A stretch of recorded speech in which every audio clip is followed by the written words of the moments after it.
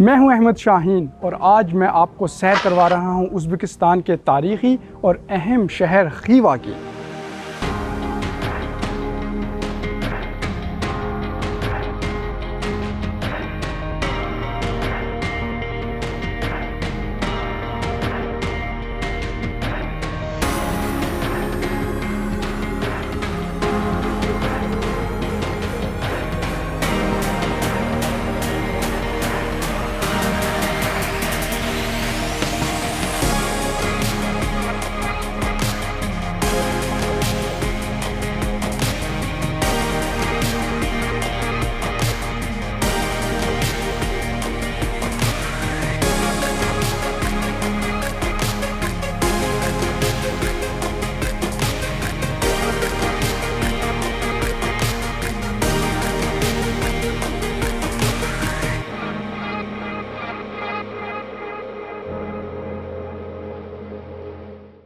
خیوا Uzbekistan کا جنوبی شہر ہے۔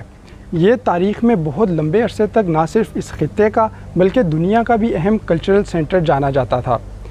سلک روڈ یعنی کہ شاہراہ ریشم پر ہونے کی وجہ سے یہ مختلف ثقافتوں سے، مختلف تہذیبوں سے بھی روشناس ہوا۔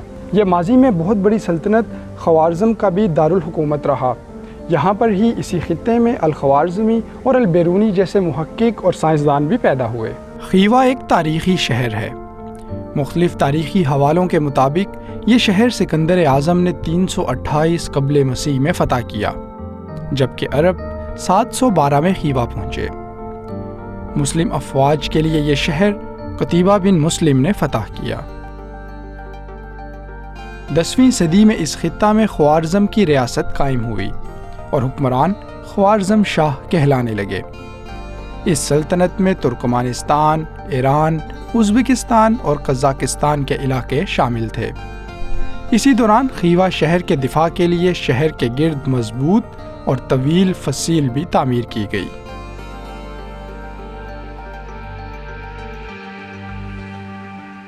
خیوا کے آخری حکمران خوارزم شاہ جلال الدین تھے، جن کے بارے میں کہا جاتا ہے کہ انہوں نے چنگیز خان کو اس کی زندگی کی پہلی اور آخری شکست دی۔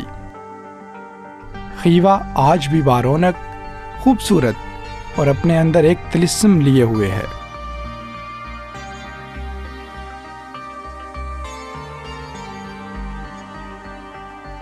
اچان کلا کی اس جگہ پر ہی خیوا کا پرانا شہر موجود تھا۔ اس تمام ایریا میں ایک قلعے کے اندر 4 دیواری میں ہی یہاں پر مسجد بھی تھی، یہاں پر مدرسے بھی تھے اور یہاں پر شہر کے لوگ بھی آباد تھے۔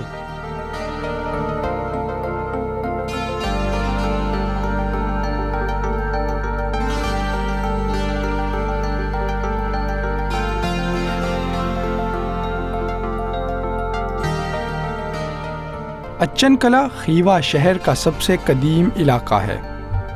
اس علاقے کو یہ اعزاز بھی حاصل ہے کہ پورے وسطی ایشیا میں اس جگہ کو سب سے پہلے یونیسکو کی ورلڈ ہیریٹیج لسٹ میں شامل کیا گیا۔ یہاں جا بجا قدیم خیوا کی نشانیاں بکھری پڑی ہیں، جن میں کونیا آرک نامی یہ خوبصورت محل بھی شامل ہے، جو خاندان خیوا کے زیر استعمال رہتا تھا۔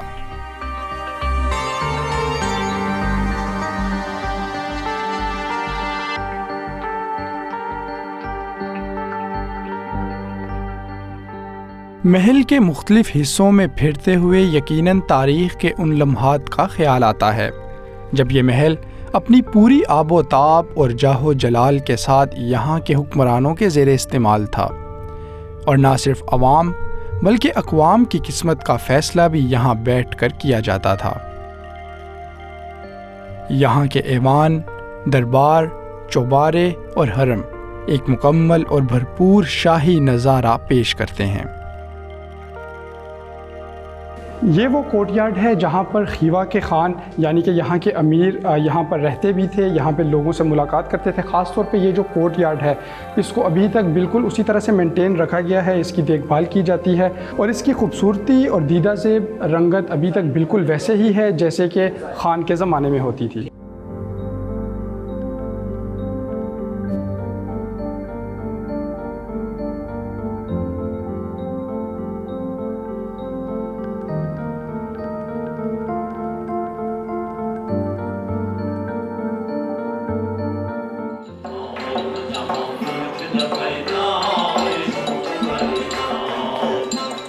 کسی بھی شاہی محل کا تذکرہ وہاں سجنے والے دربار کے ذکر کے بغیر نامکمل ہے۔ دربار جہاں حاکم وقت جلوہ افروز ہوتے اور امور سلطنت انجام دیتے۔ خیوہ کے مقامی افراد یہاں آنے والے سیاحوں کو اپنی ثقافت، روایات اور سنہری دور سے روشناس کروانے کے لیے یہاں شاہی دربار بھی سجاتے ہیں۔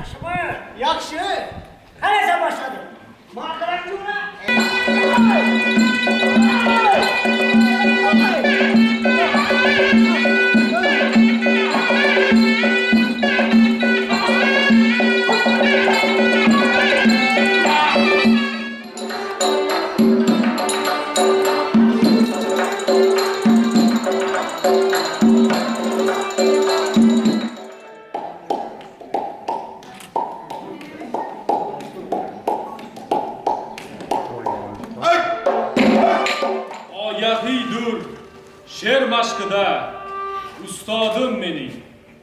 Aferin.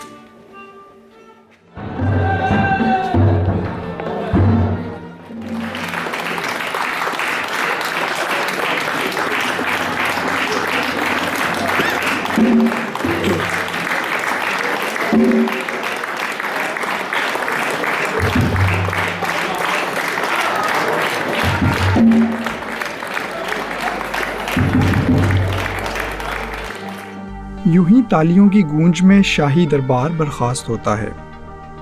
اسٹیج پرفارمنس شاید اس عظیم دور کی مکمل تصویر کشی تو نہ کر سکے، لیکن شاہی جاہ و جلال اور روایات کا نقشہ ضرور کھینچ دیتی ہے۔ خیوہ کے اس پرانے شہر کو اوپن ایئر میوزیم بھی کہا جاتا ہے، اور یقیناً یہ بالکل ٹھیک ہی کہا جاتا ہے، کیونکہ یہاں پہ ہر قدم پر نہ صرف تاریخ موجود ہے بلکہ اس سے جڑی تہذیب اور ثقافت کے نمونے بھی موجود ہیں۔ شاید یہی وجہ ہے کہ یہ شہر خاص طور پہ سیاحوں کی توجہ کا مرکز رہتا ہے، اور بڑی تعداد میں سیاح یہاں کا رخ کرتے ہیں، جن کا مقصد نہ صرف یہاں کی تاریخ سے روشناس ہونا ہوتا ہے بلکہ اس کے ساتھ ساتھ وہ یہاں کی تہذیب، یہاں کا کلچر اور یہاں کے رہن سہن کے بارے میں بھی معلومات حاصل کرنا چاہتے ہیں۔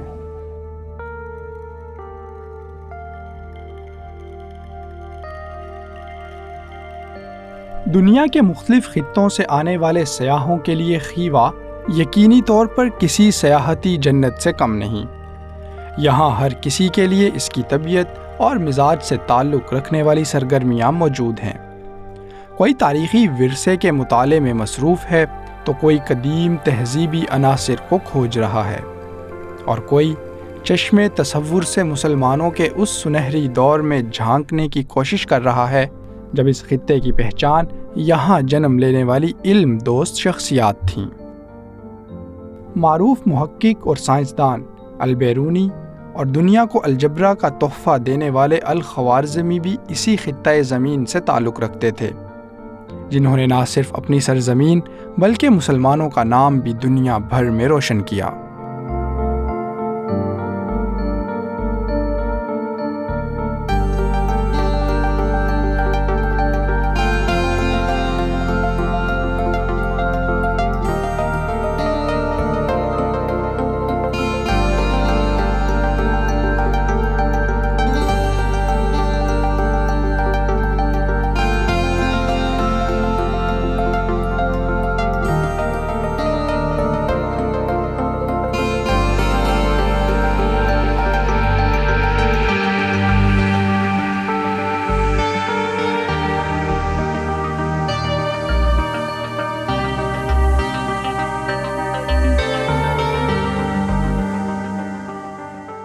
اس خوبصورت مینار کا نام کلتا مینار ہے، جس کی تعمیر کا آغاز امین خان نے 1851 میں کیا۔ مقامی روایات کے مطابق وہ اس کو اتنا اونچا بنانا چاہتا تھا کہ یہاں سے بخارا شہر کو دیکھ سکے۔ اس کی عمر نے وفا نہ کی اور 1855 میں اس کا انتقال ہو گیا۔ امین خان کے انتقال کے ساتھ مینار کی تعمیر کا کام بھی رک گیا، اور بعد میں آنے والوں نے شاید اس کی مزید تعمیر میں دلچسپی نہیں لی۔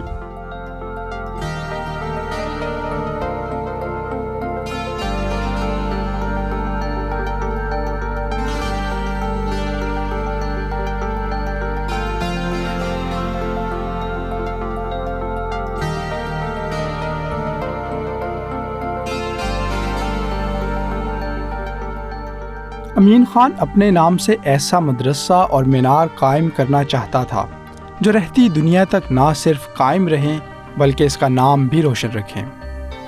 مدرسہ تو بنا اور اسے وسطی ایشیا کا بڑا اور نامور مدرسہ رہنے کا شرف بھی حاصل ہوا، لیکن مینار کے بارے میں امین خان کی خواہش پوری نہ ہو سکی۔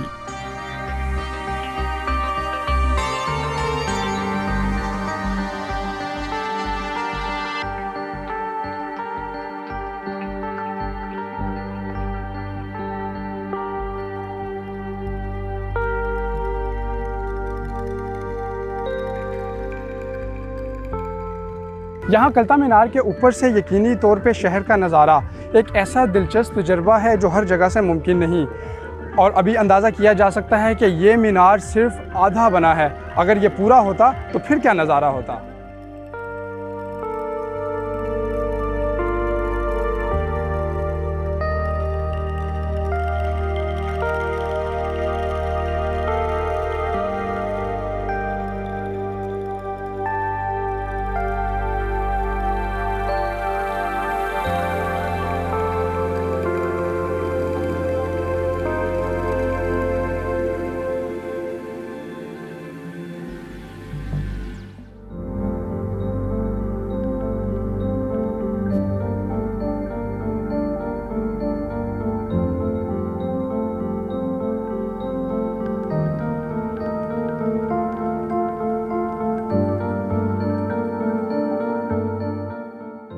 کلتا مینار کے بالکل نیچے یہاں پر ایک اسٹریٹ مارکیٹ بھی موجود ہے۔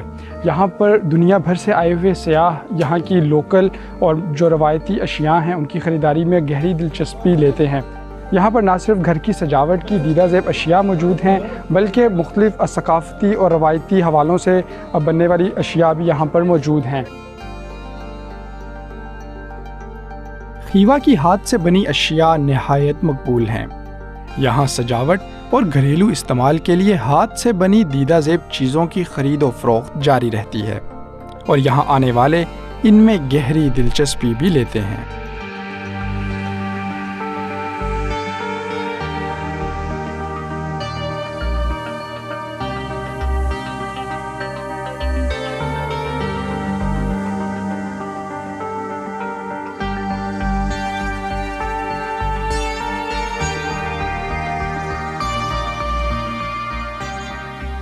قدیم خیوا اور سلطنت خوارزم نہ صرف وسطی ایشیا بلکہ دنیا بھر میں اپنی درس گاہوں کی وجہ سے جانے جاتے تھے۔ مضبوط اور پرشکوہ عمارتوں میں قائم یہ مدارس یہاں کے حکمرانوں کی بھی علم سے محبت کا ثبوت ہیں۔ اکثر مدارس کی لائبریریوں کو طالب علموں کے ساتھ ساتھ شہریوں کو بھی استعمال کرنے کی اجازت تھی تاکہ علم کے موتی ان کی بھی دسترس میں ہوں۔ آج بھی خیوا شہر میں ان درس گاہوں کے نشان ملتے ہیں، البتہ اب ان میں سے بیشتر میوزیم کی شکل اختیار کر چکے ہیں، جہاں خیوا، سلطنت خوارزم اور اس خطہ کی تاریخ، ثقافت اور رہن سہن کے بارے میں بنیادی معلومات اور اشیاء کو جمع کر دیا گیا ہے۔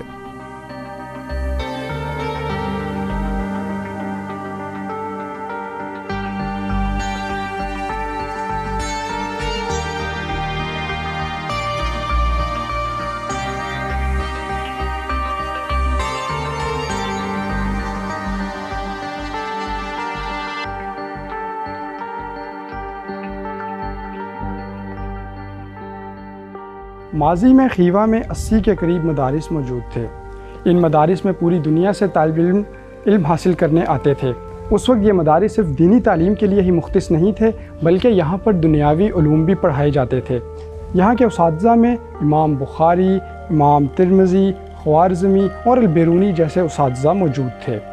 طالب علم جو یہاں پہ پوری دنیا سے آتے تھے وہ یہیں پہ رہائش بھی رکھتے تھے، اور خیوا نہ صرف خیوا بلکہ ازبکستان اور یہ تمام خطہ پوری دنیا میں علم کے حوالے سے جانا جاتا تھا۔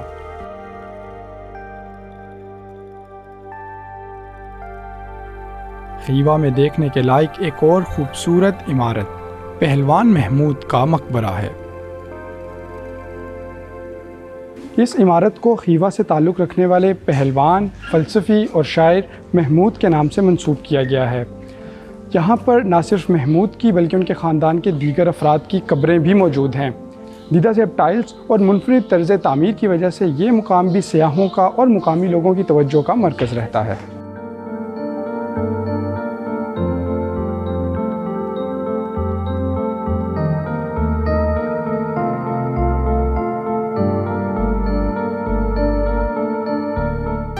रवायात के मुताबिक पहलवान महमूद एक बहादुर और जरी शख्स था। वो पहलवानी के साथ साथ शायरी भी किया करता, जिसने इसे ना सिर्फ खीवा बल्कि सल्तनत ख्वारज़म का एक अहम नाम बना दिया। महमूद की वफ़ात 1322 या 1325 में हुई और इसे इसी के कारखाने में दफन किया गया। लेकिन फिर 1701 में मुकामी अफराद ने यहाँ मकबरा तामीर किया और फिर वक्त के साथ साथ यहाँ मज़ीद तोसी और तज़ीन व आराइश की जाती रही।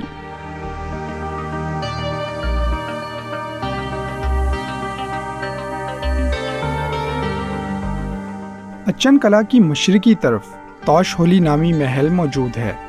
महल सल्तनत ख्वारज़म के मखसूस तामीराती डिज़ाइन की आला मिसाल है। महल की तामीर का आगाज़ ख्वारज़म के मारूफ हुक्मरान अली कुली ख़ान के हुक्म पर किया गया। मुकामी रवायात के मुताबिक जिस वक्त महल की तामीर हो रही थी, ख्वारज़म की मईशत काफ़ी मजबूत हो चुकी थी और इसके अपने हमसाया रियासतों के साथ अच्छे तिजारती ताल्लुकात थे। शायद यही वजह है कि महल की खूबसूरती और सजावट पर दिल खोल कर पैसा खर्च किया गया और कोशिश की गई कि तौश होली महल दीगर रियासतों और हमसाया ममालिक के लिए भी एक मिसाल साबित हो।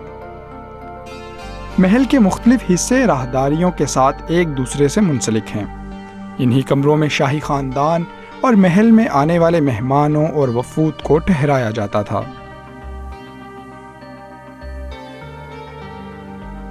इस खूबसूरत महल की तामीर का आगाज़ 1832 में हुआ। तामीर के वक्त यहाँ पे 9 बरामदे जबकि 150 के करीब कमरे मौजूद थे। अपनी दीदा ज़ेब नीले रंग की खूबसूरत टाइल्स की वजह से आज भी ये सियाहों का मरकज़ रहता है और यहाँ खीवा में आने वाले लोग इस महल का विज़िट ज़रूर करते हैं। अगली नस्लों तक आज भी मुंतज़मीन ने महल को अच्छे अंदाज से संभाल रखा है और महल के मुख्तलिफ हिस्सों में शाही नवादरात और सल्तनत ख्वारज़म से मुतल्लिक अशिया सजाई गई हैं ताकि ये कदीम सकाफ़ती और तहज़ीबी विरसा अगली नस्लों तक बाहिफाजत मुंतकिल किया जा सके।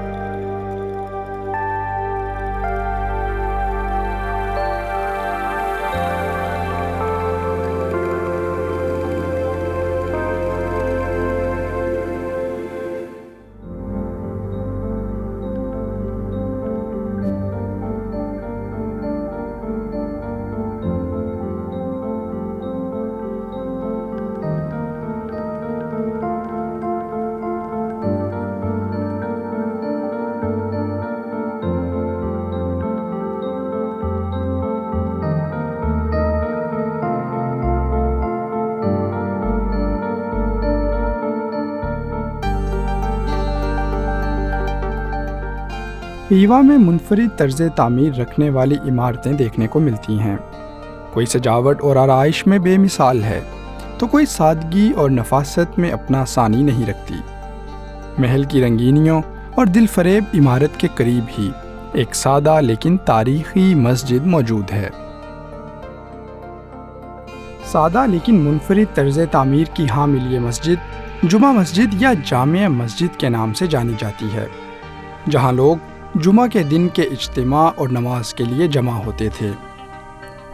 मस्जिद के मरकज़ी हाल में 200 से ज़ायद लकड़ी के स्तून मौजूद हैं, जिनकी ऊंचाई 4 से 5 मीटर है। इस मस्जिद में कुछ स्तून 10वीं सदी से भी ताल्लुक़ रखते हैं।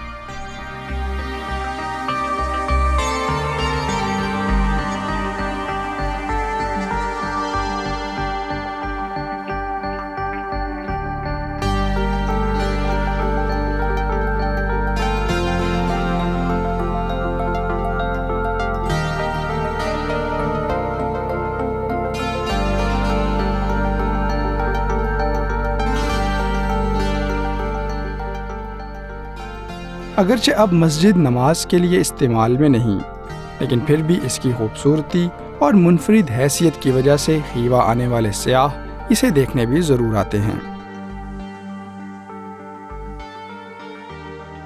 مسجد اب بھی قائم ہے، منبر اور محراب بھی اپنی جگہ موجود ہیں، لیکن پھر بھی مسجد کے در و دیوار اس سنہری دور کو یاد کرتے ہیں جب خیوہ کی فضائیں یہاں سے دی جانے والی اذانوں سے گونجتی اور اس کی زمین سجدوں سے آباد رہتی تھی۔ خیوہ ایک دلچسپ شہر ہے اور یہاں جا بجا اسلامی سنہری دور کی تاریخ بکھری پڑی ہے، وہ دور جب مسلمان پوری دنیا میں اپنی علم دوستی کی وجہ سے مشہور تھے اور صرف اپنے ہی نہیں بلکہ بیگانے بھی ان سے علم کے حصول میں فخر محسوس کیا کرتے تھے۔